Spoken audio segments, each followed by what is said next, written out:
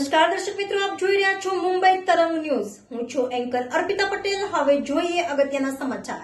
સુરતના પુણાગામ વિસ્તારમાં આવેલ નાલંદા વિદ્યાલયના વિદ્યાર્થીઓ દ્વારા 75મો પ્રજાસત્તાક દિનની ઉજવણી કરવામાં આવી।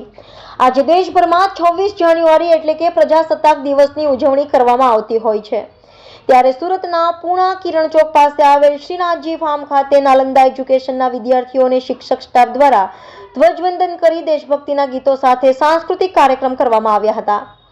સાથે નાલંદા એજ્યુકેશન ગ્રુપના મનુભાઈ ચાવડા દ્વારા ધ્વજવંદન કરી કાર્યક્રમની શોભા વધારવામાં આવી હતી। સાથે વિશેષ મહેમાનોનું સ્વાગત કરવામાં આવ્યું હતું। આચાર્ય દીપક મિશ્રા દ્વારા જણાવવામાં આવ્યું હતું કે આવી જ રીતે અમારી નાલંદા વિદ્યાલયની અંદર વિદ્યાર્થીઓ દ્વારા દેશભક્તિના ગીતોના રંગે રંગાઈ 75મા સ્વતંત્ર દિવસની ઉજવણી કરવામાં આવી હતી। રિપોર્ટર વિજય મકવાણા, મુંબઈ તરંગ ન્યૂઝ, સુરત। મારું નામ શિવ મિશ્રા છે। એઝ એકેડમિક ડાયરેક્ટર और डायरेक्टर તરીકે હું નાલંદા વિદ્યાલય પુણાગામમાં વર્ક કરું છું। આજરોજ અમારી શાળાના બાળકો દ્વારા 3000થી વધારે બાળકો પ્રજાસત્તાક દિવસની ઉજવણી આપણે કરી રહ્યા છે, જેની અંદર એનસીસીના બાળકો અને આપણા શાળાના બાળકો જે પિરામિડ અને સાંસ્કૃતિક કાર્યક્રમનું પણ આયોજન કરવામાં આવ્યા છે। અને આ 75મી પ્રજાસત્તાક દિવસ એવી છે કે આપણા માટે એક અનોખી પ્રજાસત્તાક દિવસ છે। એમ કહેવા જાય કે અત્યારે રામ ભગવાન આવ્યા છે, રામ ભગવાન પછી આપણે પ્રજાસત્તાક દિવસની ઉજવણી કરી રહ્યા છે।